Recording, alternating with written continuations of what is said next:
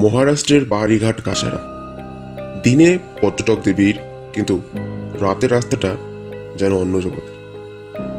লোকের মুখে যেটা শোনা যায় যে কয়েক বছর আগে এখানে একটি বাস দুর্ঘটনা হয়েছিল, যেখানে অনেক মানুষ নিহত হয়, অনেক পরিবার নিহত হয়। তারপর থেকে এমন কি হয়, কি ঘটে সেই রাস্তায়, যে একটা টাইমের পর মানে রাতের দিকে সে জায়গাটা যাওয়া নিষেধ এবং হন্টেড হিসাবে জায়গাটা পরিচিত। আমার দুই বন্ধু বাঙালি, তারা মানে ভগবানের কৃপায় এ যাত্রায় কিভাবে বেঁচে গেল সেই ঘটনাটি আজকে আমরা শুনবো। এটি সত্য ভৌতিক ঘটনা। তো সেই সবটি ভিডিওটা দেখুন। সঞ্জয় ও রাম তারা নাসিক যাওয়ার পথে এই একটি ভৌতিক ঘটনার শিকার হয়। রাহুল বাঙালি যুবক, শিলিগুড়ির ছেলে, এবং সে বিষয়টা আগে থেকে জানত। সঞ্জয়, শুনেছিস কাসারা ঘাট নাকি হন্টেড? সঞ্জয়, সেও একই জায়গায় থাকে। আরে দূর, কিন্তু আমরা কি ভয় পাই নাকি ওসব? তুই আর আমি কোনো ব্যাপারই না। আজ রাতে ওই জায়গাতেই যাব, একদম চিল আরামে ওই জায়গাতেই বেরিয়ে যাব, কোনো প্রবলেমই না। ওসব গুজব, ওসবে কান দিতে নেই। মাসটা ডিসেম্বর মাস। সন্ধে নামলেই ঘন কুয়াশা এবং কনকনে ঠান্ডা, এবং বিশেষ করে ওই দিনটা ছিল অমাবস্যার রাত। এরই মধ্যে কুয়াশা ভেদ করে রাহুল আর সঞ্জয় চলেছে পাহাড়ি ঘাটির দিকে। তাদের মধ্যে একটু ভয় নেই, বরঞ্চ একটা রোমাঞ্চকর পরিবেশ চারিদিকে তারা দেখতে পাচ্ছে, অনুভব করতে পারছে। অনেকক্ষণ লং ড্রাইভ করার পর রাহুল সঞ্জয়কে বলল, আরে ভাই, বলছি যে অনেকক্ষণ তো আসলাম, একটু সাইড করে রেস্ট নেওয়াই যাক, বাইরের পরিবেশটা বেশ সুন্দরই দেখা যাচ্ছে। সঞ্জয়ও সেই কথায় মাথা রাখল। তখন তারা কাসারা ঘাটের অনেকটাই কাছাকাছি চলে এসেছে। তো একটি জায়গায় সাইড করে গাড়ি তা দাঁড়ালো কিছুক্ষণ।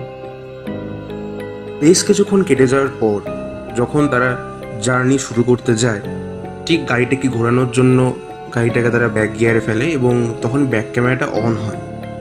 তো ব্যাক ক্যামেরাতে যে জিনিসটা তারা দুজন দেখতে পায়, সেটা দেখার জন্য প্রস্তুত ছিল না কেউই।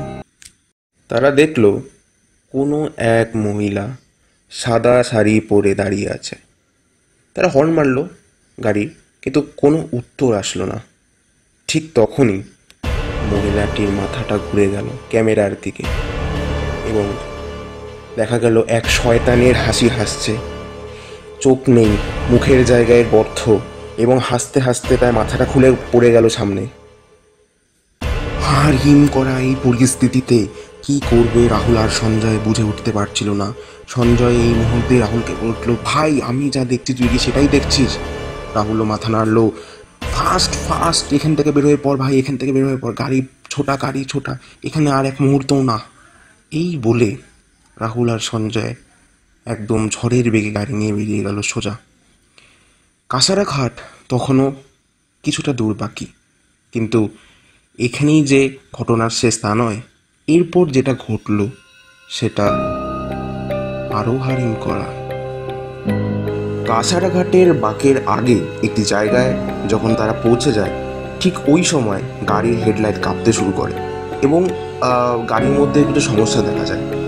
এইবার একটি গাছের পাশ দিয়ে যখন তারা ক্রস করছিল, তখন কিছু একটা গাড়ির ছাদে ধপ করে পড়ে এবং তার আওয়াজ পায়, কিন্তু রাহুল আর সঞ্জয় কিছুই বুঝে উঠতে পারে না যে কী ছিল।